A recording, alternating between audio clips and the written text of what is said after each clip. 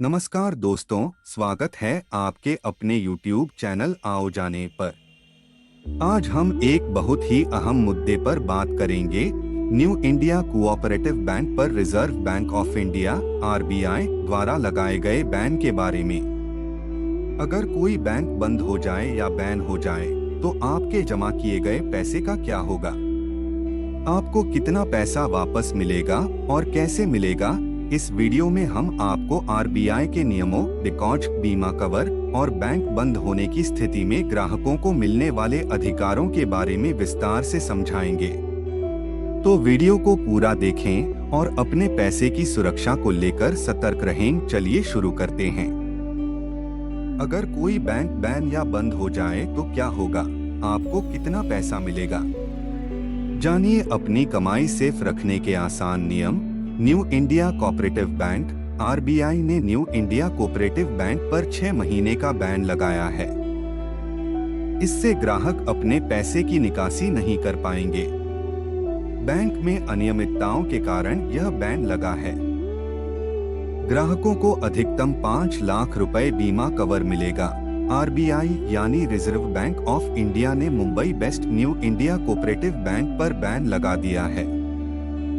New India cooperative bank पर ban का मतलब है कि अब से ग्राहक धन निकासी या लेन देन नहीं कर पाएंगे। बैंक पर यह बैन बीते गुरुवार से अगले 6 महीनों के लिए लागू हो चुका है। बैंक में भारी अनियमितताओं के चलते ये प्रतिबंध लगाया गया है। वहीं न्यू इंडिया कोऑपरेटिव बैंक के बाहर शुक्रवार को परेशान ग्राहकों की लाइन दिखी। भारतीय रिजर्व बैंक ने न्यू इंडिया कोऑपरेटिव बैंक देश के प्राइवेट सेक्टर की बैंक है। अब ग्राहकों को डर सता रहा है कि उनकी मेहनत की कमाई डूब जाएगी। ऐसे में सवाल है कि अब ग्राहक करें तो करें क्या? दरअसल यह पहली बार नहीं है जब किसी बैंक पर आरबीआई ने बैन लगाया है।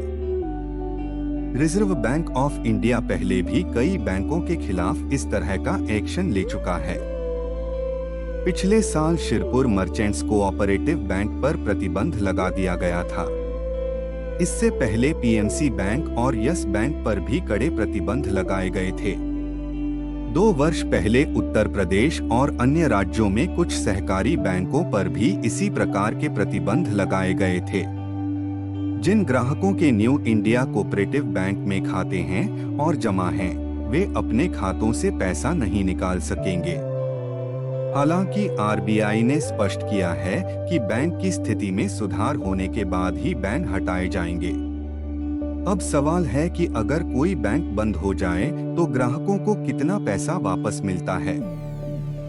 तो चलिए आज सब जानते हैं। अगर कोई बैंक दिवालिया हो जाए तो ग्राहकों को कितना पैसा मिलेगा? अगर कोई बैंक डूब जाता है या उसका लाइसेंस आरबीआई की ओर से रद्द कर दिया जाता है तो ग्राहक अपने खाते में अधिकतम 5 लाख रुपए प्राप्त कर सकते हैं।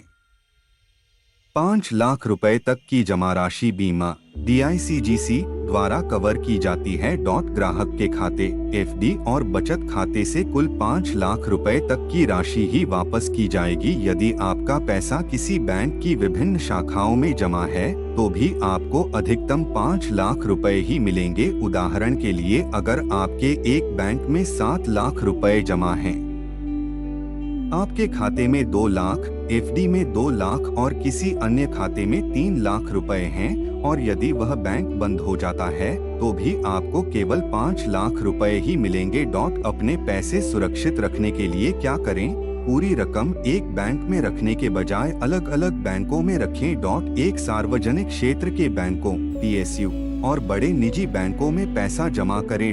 2 जहां तक संभव हो सहकारी बैंकों में बड़ी मात्रा में धन रखने से बचें। 3 किसी एक बैंक में 5 लाख रुपए से अधिक जमा न रखें, क्योंकि बीमा कवर 5 लाख रुपए तक सीमित है। अगर आपके पास 8 लाख रुपए हैं और आपने उसे 2 अलग अलग बैंकों में जमा कर रखा है, प्रत्येक में 4 लाख रुपए, और यदि दोनों बैंक दिवालिया हो जाते हैं तो भी आप पूरे 8 लाख रुपए वापस पा सकते हैं। किस बैंक में पैसा रखना अधिक सुरक्षित है? एक राष्ट्रीयकृत PSU बैंकों में जमा रखें, जैसे SBI, bank of Baroda, PNB आदि। 2 इसे बड़े निजी बैंकों में रखें, HDFC, ICICI, कोटक महिंद्रा आदि। 3 जहां तक संभव हो सहकारी बैंकों में बड़ी मात्रा में धन रखने से बचें। तो दोस्तों, आज के इस वीडियो में हमने जाना कि अगर कोई बैंक बंद हो जाता है या बैन हो जाता है तो ग्राहकों को कितना पैसा वापस मिलता है, डिकॉस्ट बीमा का क्या नियम है और रिजर्व बैंक की गाइडलाइंस क्या कहती हैं। उम्मीद है कि यह जानकारी आपके लिए बहुत उपयोगी रही होगी। अगर आपको यह वीडियो पसंद आया हो तो लाइक करें, शेयर करें और ऐसी ही महत्वपूर्ण जानकारी पाने के लिए चैनल आओ जाने को सब्सक्राइब करें। अगर आपके कोई सवाल या सुझाव हैं तो हमें कमेंट सेक्शन में जरूर बताएं। मिलते हैं अगले वीडियो में, तब तक सुरक्षित रहें और जागरूक बनें।